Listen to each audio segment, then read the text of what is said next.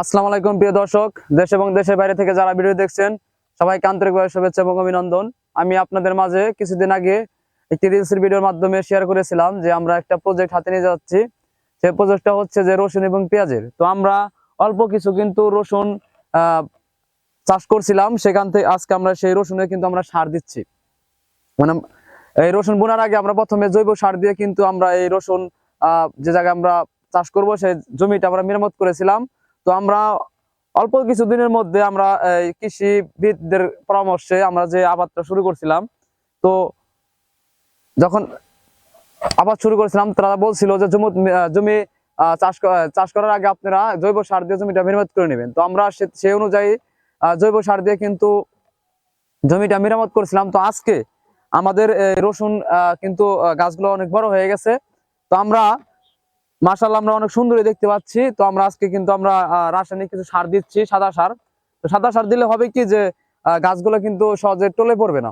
হ্যাঁ, আপনার মরা ধরবে না, অনেক টাটকা থাকবে, তাতে আমাদের ফলগুলো অনেক ভালো থাকবে। তো সেই ক্ষেত্রে থেকে আজকে দেখেন, আমি এ জায়গায় একটা শিক্ষণীয় কথা বলি। শিক্ষণীয় কথাটা হচ্ছে যে আমরা কিন্তু একটা রসুন বুনছিলাম, আল্লাহ তাআলা আমাদের এই একটা রসুন থেকে, মানে একটা রসুনের গলা থেকে কিন্তু আমাদের পুরো একটা রসুন হয়ে যাবে। তো এই জায়গায় শুকরিয়া আদায় করাটাই ছাড়া কোনো উপায় নাই, কারণ আল্লাহ তাআলা যদি এই জায়গায় কিছু না দেয় তাও কিছু করার নাই। তো সবচেয়ে আমি যেটা বলতে চাই যে কোনো জিনিসে অল্পতে আলহামদুলিল্লাহ বলা উচিত, কারণ অল্প যে আল্লাহ নাও দিতে পারতো।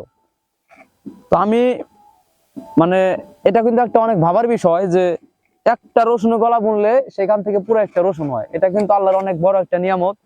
আল্লাহ চাইলে, কারো ক্ষমতা নাই, কারো সাধ্য নাই যে মাটির নিচে থেকে পুরো একটা রসুনকে তৈরি করা। তো একমাত্র এটা আল্লাহ তাআলারই উপায়। তো আমরা সার দিচ্ছি, তো দোয়া করবেন আমাদের জন্য সবাই, যাতে আমরা এই জায়গা থেকে এরপরে যেন আমরা এর চেয়ে বড় প্রজেক্ট হাতে নিতে পারি। আমরা কিন্তু জমি অলরেডি পেঁয়াজের জন্য কিন্তু মেরামত করছি। তো আজকে আমরা রসুন খেতে সার দিচ্ছি, সাদা সার।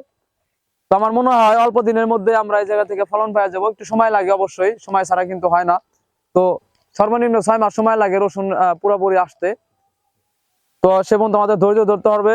সবাই আমাদের জন্য দোয়া করবেন। আমরা অবশ্যই আহ যতটুকু আমরা দেখতে পাচ্ছি রসুন এইটা, তো কৃষি কাজ হচ্ছে ভালো লাগা।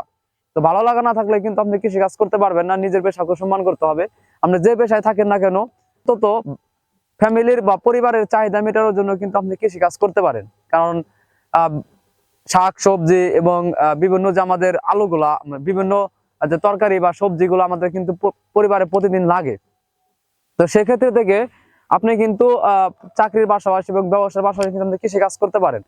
মানে বাজারে কিন্তু সবকিছুই কিন্তু রাসায়নিক যুক্ত, মানে সারযুক্ত। তো সারযুক্ত জিনিস আমাদের কি করে, দেহকে মানে পাকস্থলী কিন্তু নষ্ট করে ফেলে। সেক্ষেত্রে থেকে আপনি যদি কৃষি কাজ করেন, পাশাপাশি যে শাক সবজি এবং আপনার যে জাতীয় জিনিসগুলো আপনার দৈনন্দিন জীবনে লাগে, মানে আপনার পরিবারের জন্য খাদ্য হিসাবে, তো সেগুলা কিন্তু আপনি নিজে হাতে চাষ করে বা রাসায়নিক সারযুক্ত মুক্ত জিনিসগুলো কিন্তু আপনি চাষ করে আপনার পরিবারের জন্য খেতে পারেন। এবং কি হবে, আপনার পরিবারও সুস্থ থাকবেন, আপনি সুস্থ থাকবেন।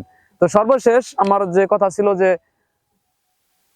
সমাধানের জন্য দোয়া করবেন, যাতে আমরা এরপরে যেন এটা থেকে সফল হয়ে আমরা, মানে সফল বলতে কি, যে আমরা এটা জাস্ট একটা কি করতেছি, মানে আমরা নমুনা, মানে আমাদের যে আমরা যে একটা টার্গেট নিয়েছি, যে টার্গেট অনুযায়ী আমরা এইভাবে চাষ করলে দেখি আমরা এগোতে পারি কিনা। যদি আমরা এভাবে এগোতে পারি, অবশ্যই সামনে আমরা বড় একটা প্রজেক্ট নিব।